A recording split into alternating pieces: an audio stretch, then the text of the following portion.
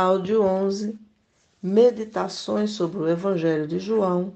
Livro Vimos a Sua Glória. Autor Austin Sparks. Ainda no capítulo 3.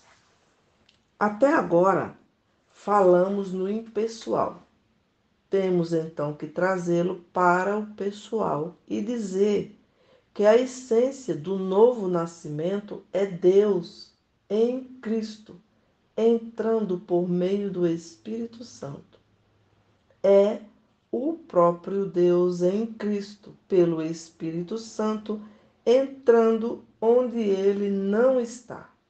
Deus não está no homem natural. Cristo não está no homem natural. O Espírito Santo não está no homem natural. O Cristo em todo homem, do qual ouvimos tanto, é uma expressão que torna Cristo impessoal e fala de Cristo como alguma coisa. Mas o novo nascimento é um advento, não um avivamento. É um advento tão distinto e definitivo quanto o nascimento do Senhor Jesus em Belém, que não foi uma evolução, nem um avivamento, mas foi um advento. O avivamento não é para pessoas não salvas. Novo nascimento é para pessoas não salvas. O avivamento é para pessoas salvas, em que a vida se estagnou ou desvaneceu. O novo nascimento é o ato definitivo de o Senhor vir e residir como Senhor acima de nós. Nos lembramos que o Senhor Jesus disse sobre o reino e sua vinda. Dos que aqui se encontram, alguns há que, de maneira nenhuma, passarão pela morte, até que vejam ter chegado com poder o reino de Deus. Marcos 9:1. Quando isso aconteceu? Seu primeiro movimento foi no Monte da Transfiguração e o segundo foi no Pentecostes. O reino veio no Pentecostes. Mas o que foi o Pentecostes? O advento do Espírito. E qual foi o advento do Espírito? A residência do Espírito dentro da igreja. Foi um advento. Até então, tudo estava em um estado de suspense sobre a ordem divina.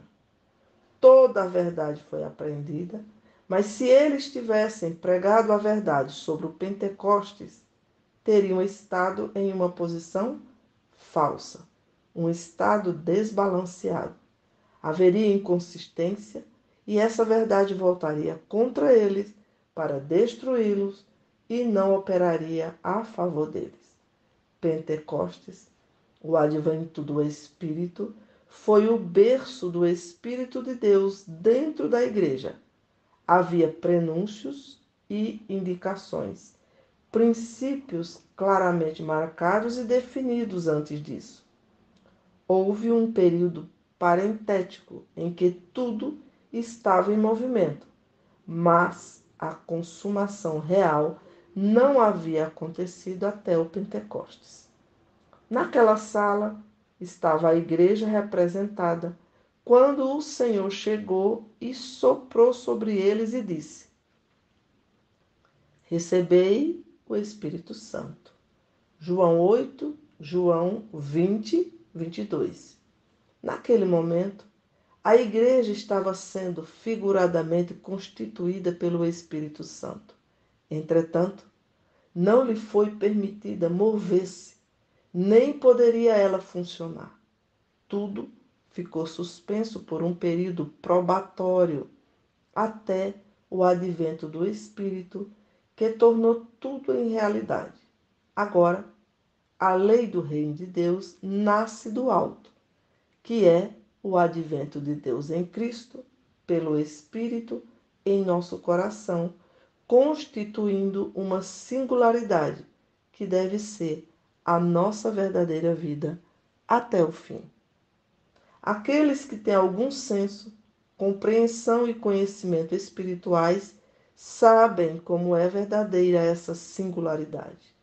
É algo sobre o qual talvez tenhamos caído repetidamente, como quando tivemos a última palavra em uma discussão, ou quando debatemos conosco mesmos a respeito das nossas próprias vidas cristãs. Ou seja, há momentos em que, devido a várias condições ou circunstâncias, provações, dificuldades, períodos sombrios da experiência, o inimigo nos cerca em um canto e nos faz questionar a realidade de tudo, a realidade da nossa experiência e da nossa salvação. Nessas situações, qual é a nossa última palavra? Muitas vezes, no meu caso, a última palavra foi: seja o que for, que eu sou ou não sou, essa singularidade é a maior realidade que eu conheço. Sei, por experiência, que quando, para mim, certas coisas se tornaram totalmente impossíveis, espiritual, mental e fisicamente, essa singularidade veio resgatar e completar tudo. Sei que minha experiência não é produto do meu próprio eu. Sei que a obra que fiz não foi o resultado da minha própria capacidade. Conheço perfeitamente minhas limitações, mas sei que há uma história que não pode ser explicada por nada que seja meu. Eu sei disso quando cada grama de meu ser, no seu melhor, argumenta em uma certa direção, mas aquela singularidade não concorda comigo e me convence do contrário. E a questão prova que essa singularidade estava certa e eu, no meu melhor, estava errado. O que é essa singularidade? É o Senhor, o Espírito. Essa é a essência do nascimento do alto, o próprio Senhor. Ele não é como nós somos. Ele é outro. A terceira coisa, a base do novo nascimento, é a aceitação do fim das possibilidades do velho nascimento. No que diz respeito ao reino de Deus e tudo que se relaciona a ele, caráter, conduta, ser, fazer, conhecer, compreender e funcionar, o nascimento natural não oferece absolutamente nenhuma possibilidade de nos levar até lá. Naturalmente, não podemos ver o reino de Deus, mesmo no alto nível de um Nicodemos, equipada, religiosa, intelectual, eclesiástica e moralmente falando, não podemos ver o reino de Deus, mesmo na nossa melhor forma natural ou por realização humana. Sei que isso que estou dizendo é algo que muitos já conhecem, mas sejam pacientes. É muito importante que a primeira coisa que vamos falar seja familiar a todas e que possamos dizê-las enfaticamente. Não está determinado o motivo pelo qual o Senhor Jesus alterou a ordem de sua resposta a Nicodemos no 5º versículo, em comparação com o 3º. Uma coisa está clara: Nicodemos não entendeu sua declaração. Nicodemos entendeu que ele estava querendo dizer o que a nossa versão autorizada parece sugerir. Você precisa nascer de novo. Isso lhe transmitiu uma ideia completamente diferente de nascer do alto. A palavra grega usada permite essa concepção e apreensão. De fato, a mesma palavra é usada em outro lugar, no sentido de novamente ou uma segunda vez. Nicodemos apenas recorreu a esse aspecto específico da palavra, o da declaração do Senhor, no sentido de um nascimento que se repete. O Senhor, em sua mudança de direção, de linguagem, evidentemente pretendia lidar com mal compreensão e apreensão inadequada, e essa é a única maneira pela qual podemos explicar o que ele quis dizer em sua segunda declaração. Quem não nascer da água e do Espírito não pode entrar no reino de Deus.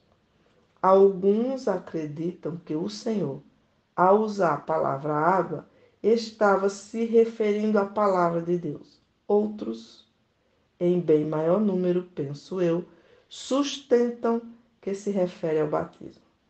A palavra aqui é fora da água e do Espírito.